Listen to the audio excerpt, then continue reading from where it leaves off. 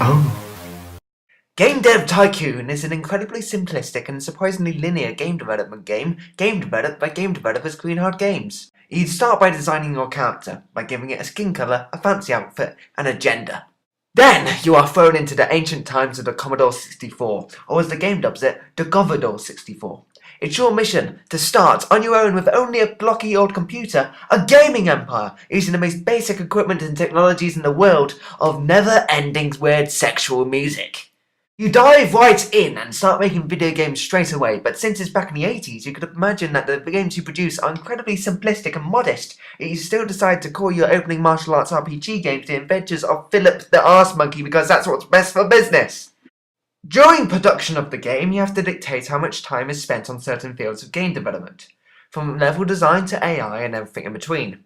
After publishing, critics judge you on how you spent time during development and also whether the subject relates to the genre in order to say whether the game's shit or not. So basically, when you've spent most of the time you had to develop your martial arts RPG petting a stray dog from China, then you're going to be given a bad review. Or possibly rabies.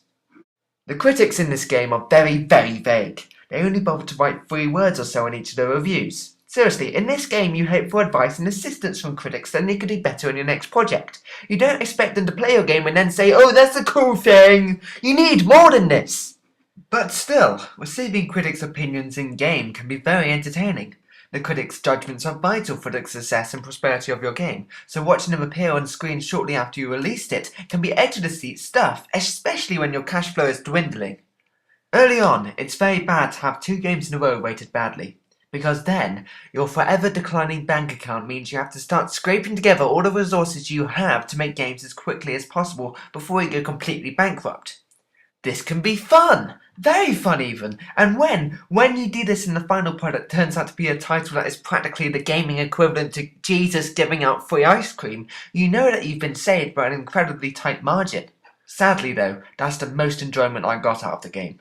The early stages, when you're facing bankruptcy, it can be good fun, but when I found myself in a situation where my business was steady and coping by itself, I soon realised that I won't get into one of those positions again where I'm fighting for survival.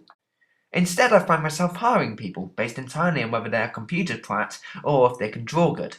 In other words, whether they're good at design or technology. And these talents are then reflected onto your game, since each game you make has a score of how well designed it is and how fancy its technology is.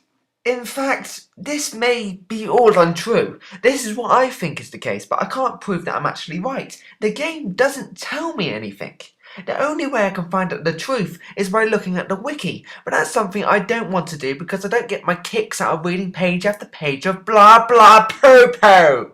Usually, after hiring a few nice, happy, stubborn bastards to help out in game development, you find yourself as the leader of a relatively large business around the time Sony releases the PlayStation. And then, if you carry on doing well, your business will evolve into bigger and better things. You'll find yourself at the reins of the greatest game development team in the world, and you won't really be needed that much. You'll have researchers, artists, technology experts all working under your stupidly titled company that was not changeable, but was funny at the time. I'm trying to say that once your business is growing comfortably and you keep releasing games, Game Dev Tycoon can become incredibly easy. Too easy. Too many times have I managed to make a game rated 10 out of 10. That should be incredibly difficult, known in the realms of impossible. Too many times have I played to find that I am the god of game development by the time the Xbox One is released. Too many times have I managed to make my own games consoles because the PlayStation, Nintendo and Xbox consoles aren't fancy enough to be platforms for my best games like Generic Modern Shooter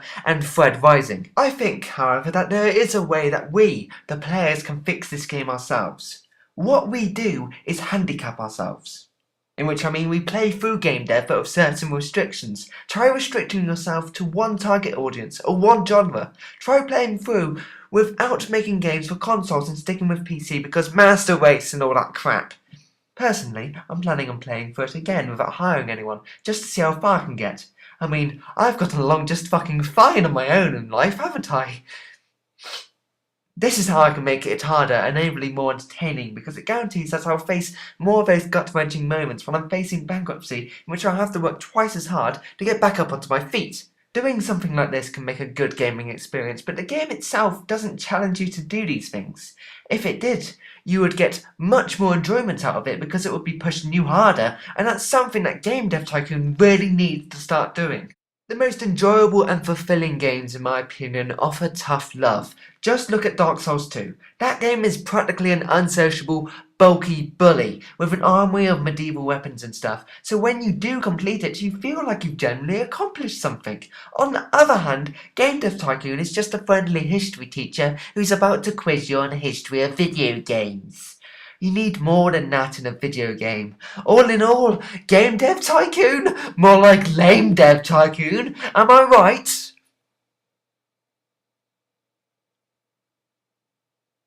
I think so.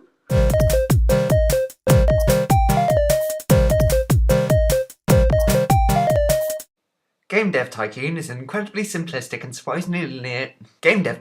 incredibly simplistic and surprisingly linear game development game developed by game developers. Game Development Tycoon is incredibly Game Development Tycoon. Fuck! Game Dev Tycoon is an incredibly simplistic and surprisingly linear game development game develop. Game Dev Tycoon is Game Dev Tycoon is an incredibly simplistic. Game Dev Tycoon is just. Game Dev Tycoon is an incredibly simplistic and surprisingly linear game development game. Game Dev Tycoon is an incredibly simplistic and Game Dev Tycoon is an incredibly simplistic and surprisingly linear game development game developed by game developers. For fuck's sake!